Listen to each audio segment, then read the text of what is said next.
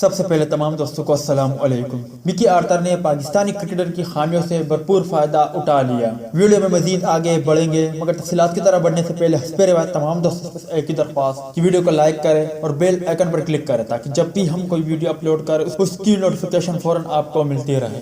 سابق پاکستانی کوچ مکی آرتر اب سری لنکن ٹیم سے وابستہ ہے۔ انہیں میزبان کھلاڑیوں کی خوبیوں خامیوں کا بخوبی اندازہ ہے جس کا گزشتہ روز فائدہ بھی اٹھایا۔ کراچی ٹیسٹ کی پہلی اننگز میں 4 وکٹیں اڑانے والے ایمبلڈینیا کا کہنا ہے کہ مکی آرتر نے ہمیں میزبان بیٹسمینوں کو آؤٹ کرنے کا جو پلان دیا تھا اسی پر عمل کیا۔ میں نے بہترین ایریا میں گیندیں کروائے اور وکٹیں لی۔ مجھے معلوم تھا کہ پاکستانی بیٹسمین اسپنر کا اچھے انداز میں سامنا کرتے ہیں۔ پچ کی وسط میں ایک اسپاٹ تھا، اس سے گیند رن کرنے میں بڑی مدد ملی۔ میچ کے آخری مراحل میں اس کا اہم کردار ہوگا۔ انہوں نے کہا ہے کہ دوسرے سیشن میں طے کیا تھا کہ رنز روکنا اور بیٹسمینوں پر دباؤ برقرار رکھنا ہے۔ یہ حکمت عملی بڑی کامیاب رہی اور حریف ٹیم نے وکٹیں گنوائی۔ ایک سوال پر لیفٹ آرم اسپنر نے کہا ہے کہ بابر اعظم مسلسل کریز سے آگے نکل کر اسٹروک کھیل رہے تھے۔ ایک بار پھر انہوں نے ایسا کرنا چاہا تو میں نے صورتحال بانپ کر لین تبدیل کر دی۔ خوش قسمتی سے گیند بھی کافی ٹرن ہوئی اور نوجوان بیٹسمین اسٹمپ ہو گئے۔ تو دوست یہ تھی مکی آرتر کا وہ پلان جو سری لنکن کھلاڑیوں کو دیا اور جس کے ذریعے انہوں نے پاکستانی